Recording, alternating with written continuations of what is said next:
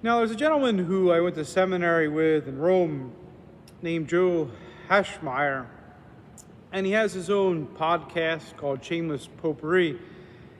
And he has this beautiful quote where he says, in ages past, people had a much deeper conviction of sin. And I don't just mean Christians, I mean pagans. If you go to traditional culture anywhere around the world, there's a good chance they do sacrifice. And they do sacrifice because they know they are not good with God or the gods. And chances are you never seen any kind of pagan reaching out to God. And so modern man forgets we need the sacrifice of Christ in the first place. For the Aztec people and their mistaken religious beliefs were led to sacrifice human beings to false gods, which is not that crazy, because it is rather a similar pattern in today's modern beliefs, with abortion and euthanasia, where we sacrifice humans for another reason, another God that is not the true God. So before we crucify an ancient culture, let us soberly reflect on our own. For the Aztecs believed the sun god and his siblings, the moon and the stars, were in this constant kind of battle. And in their interesting belief system, to say the least, they thought that they needed to sacrifice human beings to ensure the sun's survival and his ability to do battle each day with the moon and the stars. They thought they were saving the universe by these constant sacrifices to appease their gods. Also, with each of their festivals, sometimes they would sacrifice, obviously, warriors, adult slaves, sometimes children, or people of noble birth. But interestingly, it was seen as a noble thing to sacrifice yourself in this distorted way of human sacrifice. For you were helping appease the sun god, to help him battle his cousins, the moon, the stars, to keep the universe alive.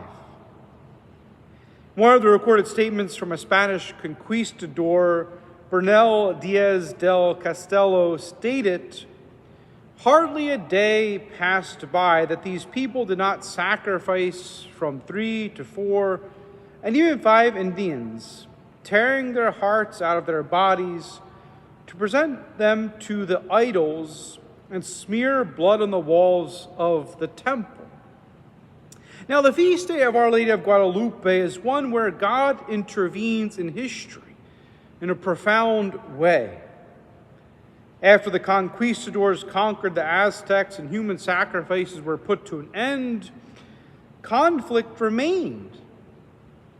So Our Lady appeared.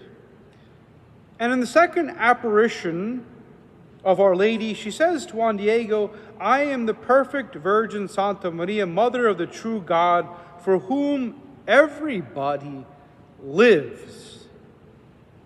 When this humble believer receives this message, it becomes clear to the native people the Christian God was the true God. For first, the face of Our Lady was the face of the native people, helping them understand they are called to be God's people too.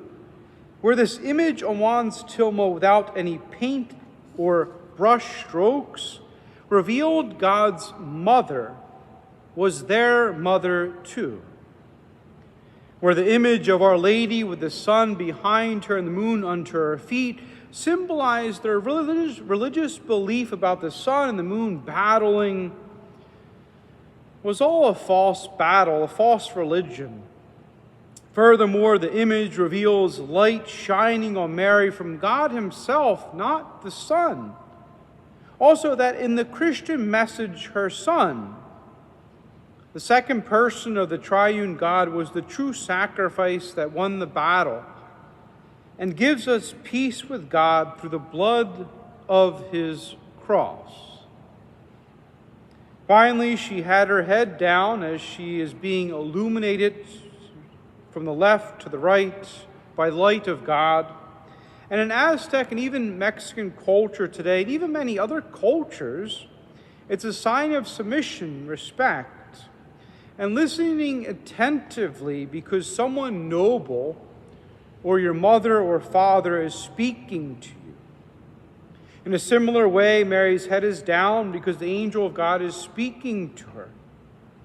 And it's a mentality we ought to adopt at every liturgy. For God speaks to us through His Word to teach, to guide, and to lead our hearts on the road of eternal life with the true religion.